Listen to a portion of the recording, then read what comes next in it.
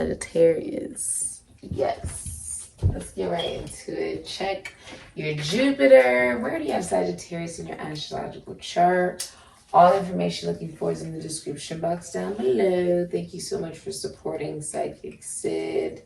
And all of the VOODOO products and services I provide are in the description box down below next to the butterfly.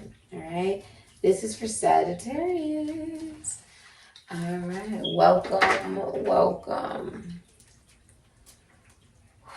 We're going to smudge before we get into your reading. I know you love yourself a little fire, Sagittarius. All right. I pray that Sagittarius has a beautiful reading. Full of love, abundance, kindness, and prosperity.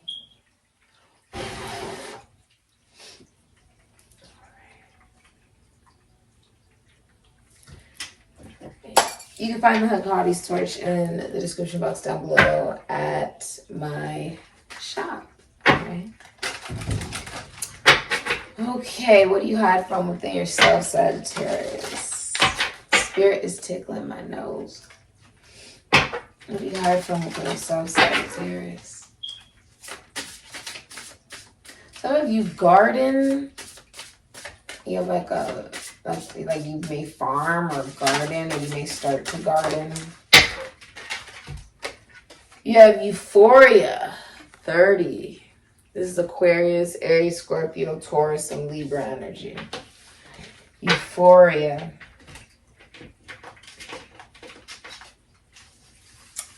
Euphoria.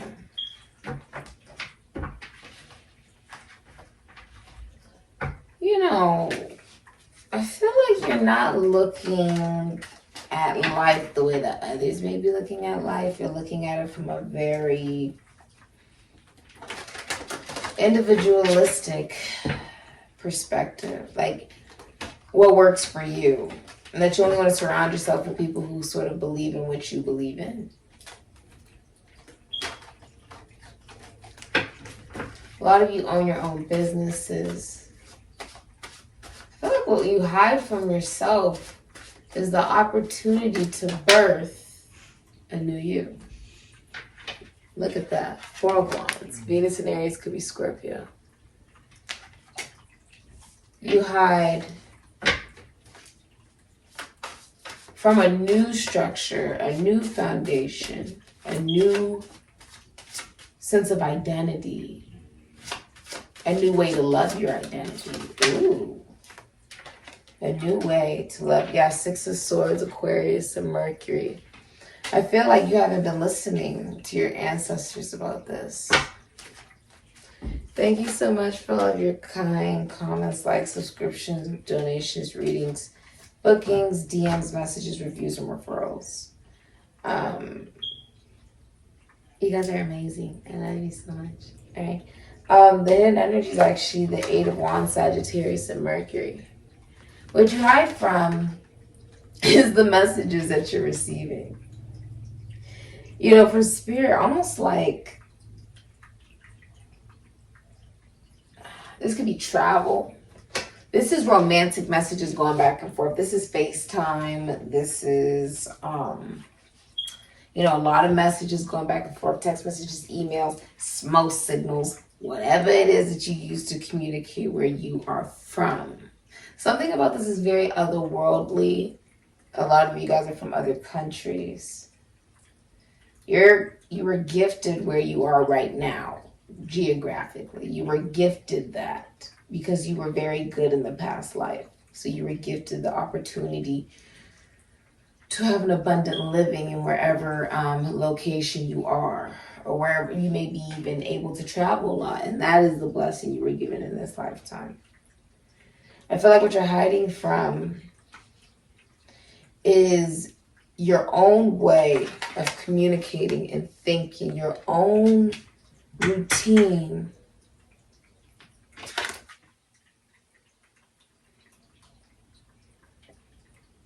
Alchemy. The message, your own peace. You're now seeing, what is my peace? You're taking off the mask and allowing abundance to unfold, Gemini and Jupiter energy. Freeing yourself. Somebody's also getting out of jail and coming home. Congratulations. With the Four of Wands, this is also a marriage, planning a wedding. Planning a wedding.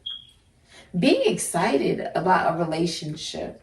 Some of you, which are hiding from yourself, is you're about to get into a relationship, or you're in a relationship, or you're getting married, or it's maybe you're moving in together. Maybe you guys are celebrating a birthday party, a bar mitzvah, a pregnancy for some of you. I see the skull here, and I see the pomegranates here. Persephone energy, I see the daisies here, the eyeballs here. A new vision, a new vision, a new way of living, a new way of breathing, a new way of being, of living while you're alive. Eight of Wands, I feel like you're advancing in a relationship, and you're now seeing this much more clearly, that is what is happening. That's what you're seeing. Oh my God, don't tell me you're not. Ten of Cups, Pisces, and Mars. That's what you're hiding from yourself. You're heading right into a relationship. This is also like you're not willing to settle for less than the Ten of Cups, which is ultimate fulfillment of what would make you happy in a relationship. You're realizing it matters. What I feel makes me happy. That matters. My ears are ringing. That I'm hearing a little fuzzies in both my ears. What makes you happy matters, Sagittarius. It matters. I know you have your own belief of what will make you happy. And because you have that belief, because you become aware of this, that love can feel good, life can feel good, that you can live while you're living, that you don't have to worry about the past anymore, because now you have a brand new foundation of the future. I see rams here. It's like you're charging ahead towards this, because now it's being shown to you much more clearly within yourself. This is something you already knew about, but now with the Ten of Cups, it's becoming visible to you, aware to you. You're heading into a relationship where it's everything that you could have ever wanted. Everything. You guys could be planning a wedding or be welcoming a child, or you're getting into a relationship if you're single. This could be something that you're now allowing yourself to acknowledge. What are you awakening to, Sagittarius? Ooh, death. Could be dealing with an Aries or a Scorpio. That your single life is ending. Yeah. I feel like you've been deceiving yourself. Your single life is ending. Okay. All right. Yeah. You have the Knight of Wands, Scorpio, Sagittarius, Aries, Leo.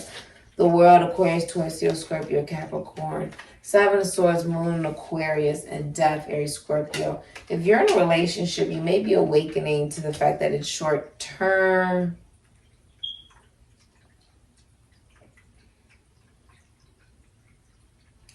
And that there was a mother, caretaker, nurturer vibe in the relationship. You may be leaving it behind with no closure. But there could have been lying, cheating, stealing, and a lack of intimacy in the relationship.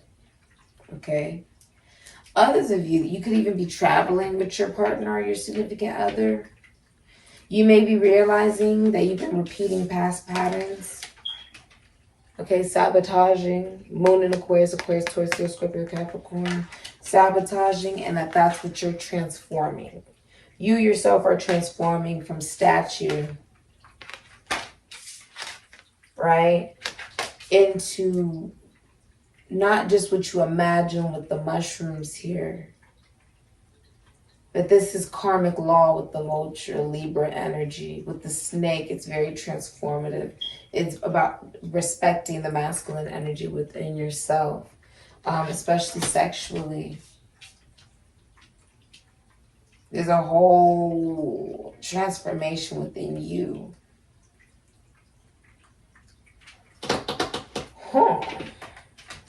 Some of you will be awakening to relocation. You could be relocating.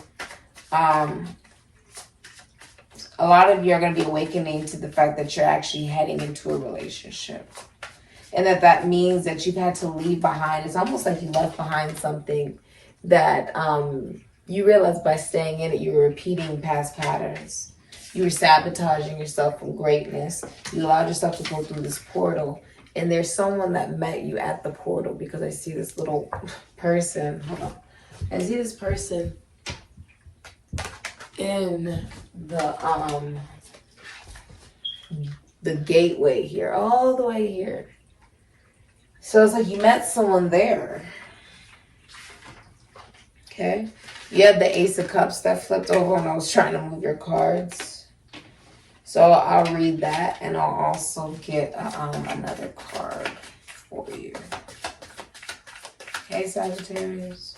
Love the advice. I feel like you're calling somebody baby, or they're calling you baby, or you're calling each other baby.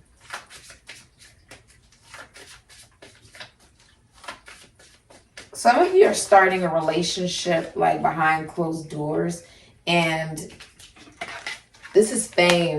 This could be this is like being revealed and celebrated to other people. All eyes are on you. That's why the eyeballs are here. But you guys only have eyes for each other. You see how they're staring at each other? He's staring at her and she's staring at him. They don't really care about other people. Yeah. Someone's single life is ending. What's the advice for Sagittarius? The moon. Yeah, you don't see this coming. It's a secret love. Like you have a love, but it's behind closed doors. But like it's going to be revealed to others. Some of you work the graveyard shift with the moon. You may also have a very feminine job. Okay. This all could have flipped out in reverse because I have, let me show you. I have reversals. It just chose not to for whatever reason. All right. This must be pretty important to you. Dolphins love mermaids. I said this in someone else's video. Dolphins love Scorpio's video. You may be dealing with a Scorpio. Dolphins love mermaids. And so they love humans because humans remind them of mermaids. A dolphin symbolizes spirituality. They also symbolize joy, laughter, having fun. They love to have fun. They love to laugh. And they also represent bisexuality because they have sex with both genders. Or they're interested in both genders. Okay. The dolphin symbolizes spirituality. The fish symbolizes Christianity in the West and good fortune, like in the East. Among the ancient people, especially the Greeks, you're expecting a girl. A lot of you guys are expecting a girl. Who deemed that this animal belonged to Apollo without disregarding the fact that it swam in the waters governed by Poseidon. This animal was taken as something sacred. This belief was also shared by philosophers and poets, some of who held that if the dolphins were disturbed, the gods of Olympus would also be disturbed. There comes a new stage in which your childhood experience is present, and a person who makes a balance between past and present will project a future of love. This could be an apology. This could also be getting asked on a date or starting a new relationship. Feelings prevail without mental or psychic confusion. Times of great beauty and joy. A lot of you are starting a new relationship. Okay? And I don't think you saw this coming. Let me get the moon, which should be right. Where is the moon? Where is the moon?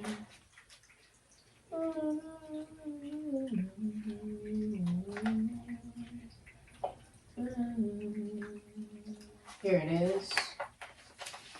There's like a sword of truth, almost like King Arthur. The sword of truth. It almost looks like the sun and the moon come together. A last quarter moon has been chosen for this card. Someone could also do sex work, okay? With the schematic and geometrical, fixed and immobile figure, the darkest part represents what has worn away, while the white part represents the little light the moon reflects on the earth.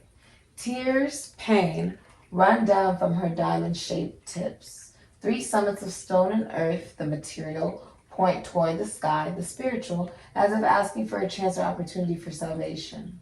There falls an expanse of snow-covered terrain setting a parameter, the light of indifference. In the center, a spade pierces a bleeding heart, annihilation of illusions and treason. Esoterically, the moon is negative with no poetic or romantic sense. In principle, she is feminine and yin, but in this identification as a last quarter moon, she represents the loss of values and or strength. Like the sun, the moon has been revered since the beginning of time by the Egyptians, who called her Isis. Isis loved her husband Osiris so much that after his brother Seth, the Egyptian king, locked him in a chest, which was designed in the shape of Osiris to hold only him. I will go check out Cancer's video and someone else's video, the treasure chest.